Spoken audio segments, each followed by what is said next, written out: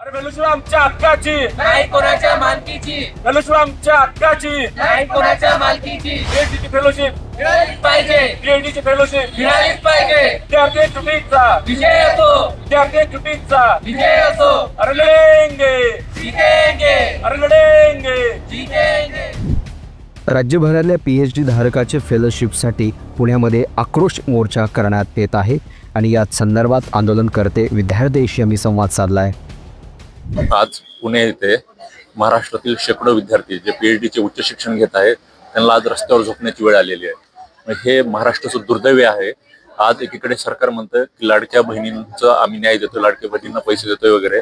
मग ह्या लाडक्या बहिणी ज्या आहेत त्या आज इथं रस्त्यावर झोपतात इथं पुण्यामध्ये. कशासाठी?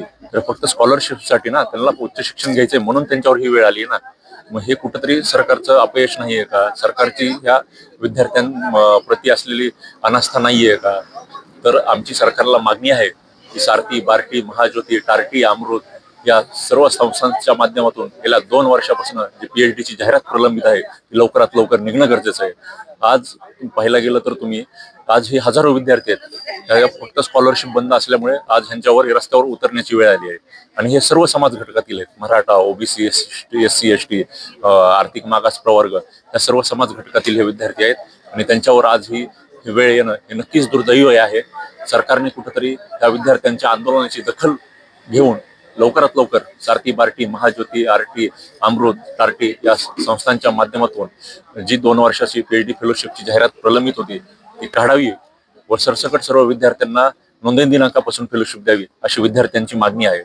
आज जर तुम्ही पाहिलं तर महाराष्ट्राचे उपमुख्यमंत्री काय म्हणतात, तर तुम्ही पीएचडी करून काय देवी लावणार? तर त्या मुख्यमंत्र्यांना उपमुख्यमंत्र्यांना आमचं सांगणं आहे की तुमच्यासारखं 10वी नापास होऊन पक्ष फोडणे, त्या पक्षातून त्या पक्षात उडे मारणे, त्यापेक्षा पीएचडी करून उच्च शिक्षण घेणे व नोकरी करणे हे कधीही चांगले. आज आम्ही पीएचडी सारखं उच्च शिक्षण घेऊन देशाला हातभार लावण्याचं काम करतो आणि तुम्ही जर अशा प्रकारचे वक्तव्य करून आमचा अपमान करत असाल तर हे आम्हाला तुमच्या बुद्धीची कीव येते. म्हणजे अपमानास्पद आहे. म्हणजे का आज जर असे तुमच्यासारखे 10वी नापास, 4थी पास जर नेते महाराष्ट्राचं नेतृत्व करत असतील तर आमच्यासारख्या उच्च शिक्षित विद्यार्थ्यांना रस्त्यावर झोपायची वेळ येणारच ना, हे आमचं दुर्दैव आहे.